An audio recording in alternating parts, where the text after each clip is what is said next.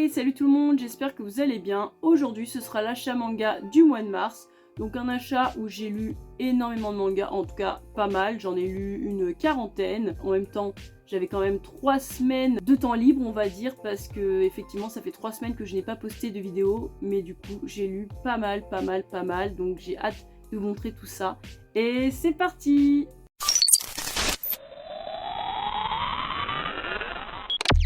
Alors, on va commencer maintenant par les mises à jour. Et oui, enfin un achat manga où il y a des mises à jour. Oui, ça y est, je suis déterminée. Et on va commencer avec le tome 12 de Spy Family, qui est vraiment pas trop mal. Après, je vous avoue, j'ai préféré le tome 11. Mais ce tome 12 est pas trop mal, bien sûr. Toujours aussi drôle, toujours aussi léger, good vibes. Moi, j'adore Spy Family. En plus, l'animé est sorti sur Netflix, pour ceux qui ne le savaient pas. Lisez Spy Family, franchement, c'est super bien. Nous continuons avec le tome 10 et le tome 11 de La Voix du Tablier. J'adore toujours autant, toujours aussi drôle, toujours aussi léger, je vais me répéter, mais c'est super bien. C'est des tomes assez fins et c'est vraiment amusant. Franchement, il n'y a aucune violence là-dedans. C'est à mourir de rire. Encore une fois, l'animé aussi est sur Netflix. Si vous hésitez à le lire, regardez l'animé sur Netflix parce que c'est vraiment drôle. Bien évidemment, je vous le conseille.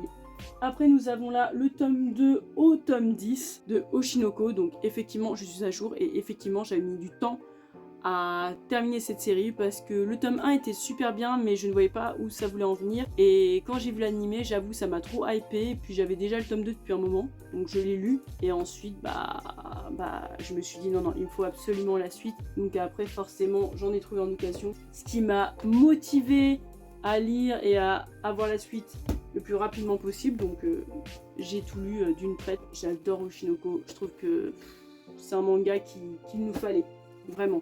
Vu le sujet, allez voir l'animé si vous n'êtes pas sûr de vous, ça vaut le coup. Je vous le conseille très sincèrement. Ensuite, bien évidemment, j'ai pris le tome 3 de Pumpkin Night, vu que j'ai eu un gros coup de cœur quand j'ai lu le tome 1 et le tome 2. Forcément, quand le tome 3 est sorti, je l'ai acheté direct. J'ai trop aimé, bien sûr. En plus, ça prend une nouvelle tournure. Je sais pas où ça va aboutir. J'ai juste hâte d'avoir le tome 4. J'ai vraiment trop hâte. Mais en tout cas, je pense que c'est vraiment prometteur. Vraiment. Je regrette pas. Même s'il y a toujours du gore, etc. C'est ça qu'on aime pour tous ceux qui aiment l'horreur et le gore. Ensuite, nous passons aux séries que j'avance tranquillement. Voilà, je ne suis pas spécialement à jour, mais on avance tranquillement, doucement, mais sûrement. Et j'ai pris le tome 4 et 5 de Witch Watch. J'aime trop cette série. J'adore. En plus, regardez-moi les couvertures. Elles sont magnifiques. Voilà, en plus l'histoire elle est trop drôle, elle est marrante, elle est légère, vraiment. Lisez Witch Watch, c'est super bien, moi j'adore.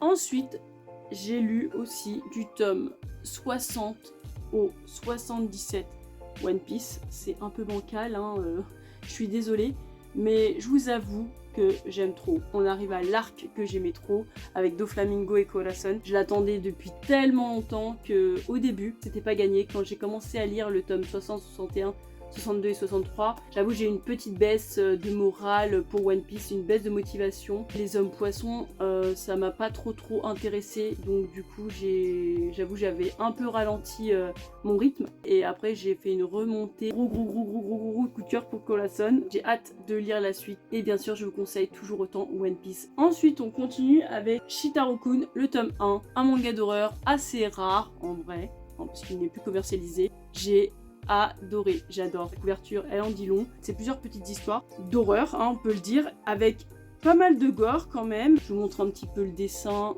à l'ancienne, comme j'aime. Je vais m'acheter le tome 2 d'ici très peu de temps. Ensuite, j'ai voulu essayer Partners 2.0. J'ai pas aimé. Heureusement, je l'ai pris d'occasion parce que c'était un titre qui me faisait de l'œil depuis un petit moment. Mais je me suis dit, vu le sujet, c'est possible que ça ne passe pas, donc autant le prendre en occasion, et j'ai bien fait parce que j'ai vraiment pas aimé, même si le dessin est plutôt sympa. Voilà, bien sûr à ne pas mettre entre les mains de tout le monde, hein, parce que c'est du public averti. C'était une chouette lecture mais sans plus, je ne vais pas la continuer. J'ai essayé aussi le tome 1 de Scum's Wish, il me faisait de l'œil depuis un petit moment, je trouvais les couvertures juste incroyables, mais finalement j'ai été très déçue. En fait l'intrigue était pas mal, c'est un couple hétéro, donc un homme et une femme, qui sont ensemble, qui forment le couple parfait, le couple goals, vraiment tout le monde les envie, tout le monde les trouve trop beaux ensemble, ils sont juste parfaits. Et au final, cette relation cache une toute autre vérité. Dans ce tome-là, on sait directement de quoi il s'agit. En fait, tout simplement, la fille aime quelqu'un d'autre et l'homme aime quelqu'un d'autre. Ils le savent tous les deux, donc ils se sont arrangés pour sortir ensemble en lot de consolation. Je n'en sais pas plus, mais ça m'a un peu déçue. Voilà, je m'attendais à un truc plus incroyable, voyez-vous. Mais après, j'ai vu que dans le dernier tome qui est sorti, eh bien la psychologie est un peu plus poussée que ça. Donc ce qui m'a intriguée finalement. Mais après, je me suis dit, oui, bon, est-ce que vraiment ça vaut le coup de creuser un peu plus? Je ne sais pas parce que honnêtement, c'est pas trop mon style de lecture. Ensuite, j'ai eu le one-shot tant attendu. Enfin, je l'ai eu d'occasion. Et ce n'est autre que Réincarnation. C'est par l'auteur Le Manoir de l'Horreur et je voulais absolument ce one-shot. Je l'ai eu en occasion pour 2 € et heureusement, parce que finalement quand j'ai lu, j'ai été assez déçue. Je trouvais que c'était pas assez gore. Je trouve vraiment que Le Manoir de l'Horreur est beaucoup mieux. Après peut-être parce que c'est plus long, mais en tout cas les histoires sont plus prenantes. N'allez pas dépenser je sais pas combien d'euros pour ce one shot. Ensuite j'ai voulu essayer le tome 1 et 2 de Boys Abyss que j'ai eu en occasion, hein, bien évidemment, parce que vu le prix des tomes, je n'allais pas me lancer comme ça dans l'inconnu en payant 13 €, hein, faut pas pousser mémé dans les orties, mais j'ai bien aimé. Psychologiquement, on sait pas trop où on veut en venir, mais on a envie de creuser quand même. Alors oui, ça parle de suicide, etc., de dépression. Bien évidemment, ce n'est pas à mettre entre les mains de tout le monde, surtout si vous allez mal, mais sinon c'est pas mal, et le dessin, voilà. Donc je le conseille pour tous ceux qui aiment les choses très psychologiques. J'ai hâte de lire la suite parce que on n'en sait pas assez. Pour le moment, moi j'apprécie. Ensuite, on va passer aux nouveautés assez récentes.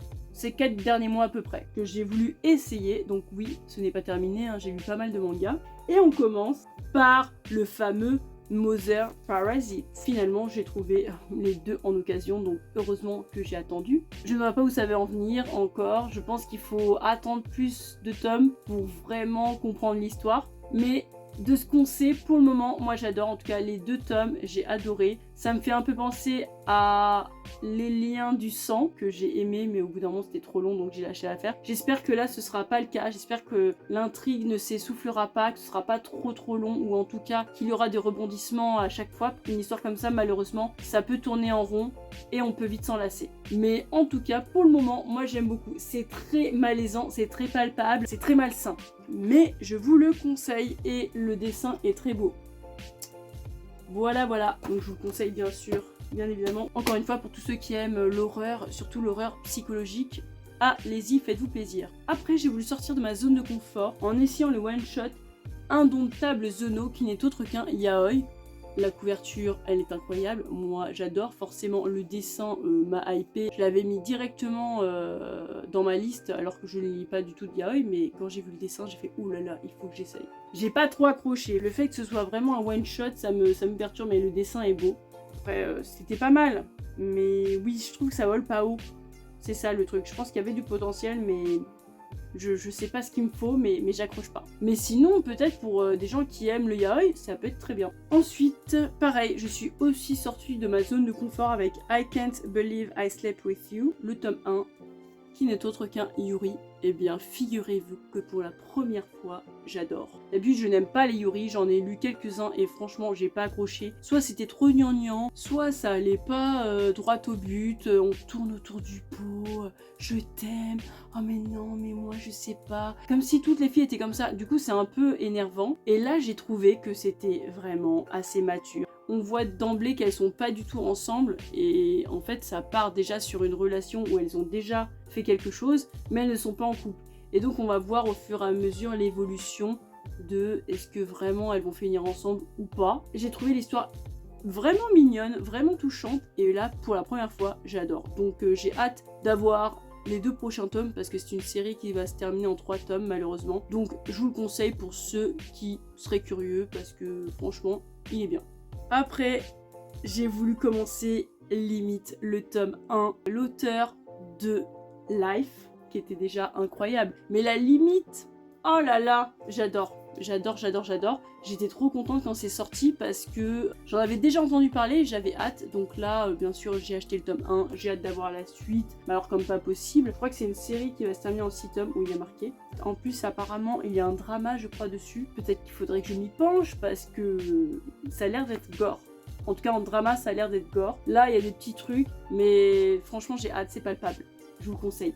Ensuite, j'ai essayé Accroche-toi Nakamura. C'est un yaoi et franchement, j'adore. Là, j'ai adoré. Là, je trouve ça terriblement mignon. Il n'y a pas de scène olé olé. Par moments, je trouve qu'il n'y avait pas forcément besoin. En fait, c'est la façon dont c'est présenté, j'aime pas trop. À la limite, je préfère voir ça dans un hentai, mais là, dans un yaoi, j'aime moins. Il y a 0 scène de ça. Et c'est vraiment trop mignon parce qu'on se reconnaît là-dedans. C'est vraiment un collégien qui est en crush sur un autre gars. Déjà, il va tout faire pour commencer à être au moins son ami. Il y a vraiment des réactions, c'est très similaire, très réaliste. Donc forcément, moi, j'ai accroché direct. Donc je vous le conseille. Mais après, je préfère prévenir, il y a marqué tome 1, mais en fait, c'est un one-shot. Et même la fin est plutôt mignonne. Moi, j'adore.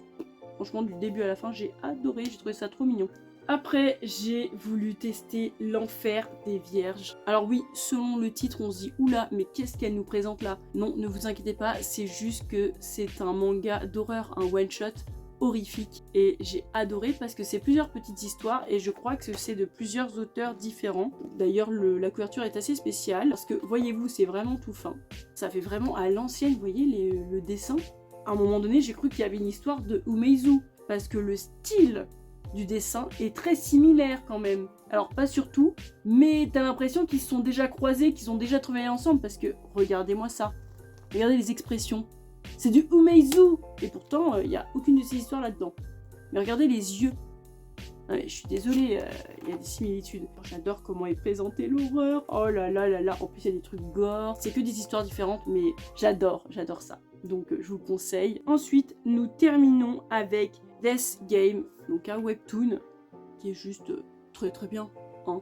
Je l'ai eu en occasion pour la modique somme de 5 € s'il vous plaît sur Vinted. Oui, 5 €, alors que le truc est quand même à 15 €. Hein. Voilà, ce n'est pas négligeable. Je l'ai lu, j'ai vraiment accroché et quand je l'ai terminé, je me suis dit je ne peux pas m'arrêter là. Il faut absolument que je regarde le drama sur Amazon Prime. Oh là là, le drama. Oh, le drama est incroyable. Je dirais même que c'est l'un de mes meilleurs dramas que j'ai vu dans ma vie. Il est sublime, il est génial. Alors c'est pas du tout romantique. Faut pas trop penser qu'il y a une certaine quelconque histoire d'amour. Non. C'est Death Game. Je veux dire, il y a de l'horreur, il y a des trucs vraiment gore qu'on ne voit pas encore dans le tome 1 et c'est incroyable. Franchement, faut s'accrocher, âme sensible à s'abstenir, mais c'est incroyable. J'ai eu un gros coup de cœur et j'ai hâte d'avoir le tome 2 pour voir aussi si ça respecte vraiment le drama, mais en tout cas, le drama et le tome 1 du webtoon, j'ai adoré, j'ai trop accroché. À l'heure où vous verrez cette vidéo, je serai certainement en Corée du Sud. Oui, ce sont mes vacances, donc j'ai très hâte. Bien évidemment, je vais vous sortir des petites vidéos sur la Corée. Je vais peut-être faire des shorts pour vous présenter un peu mon logement, des restaurants, des cafés à thème, etc. Donc voilà, ne vous inquiétez pas, ce n'est pas parce que je pars en vacances que je ferai la morte. Bien évidemment, je vais profiter, mais je vais quand même essayer de vous sortir des petits shorts. Donc restez bien connectés. Sur ce, nous arrivons à la fin de la vidéo. J'espère qu'elle vous aura plu. En tout cas, n'hésitez pas à lâcher un petit pouce bleu si vous avez aimé et à vous abonner pour de prochaines vidéos. Salut!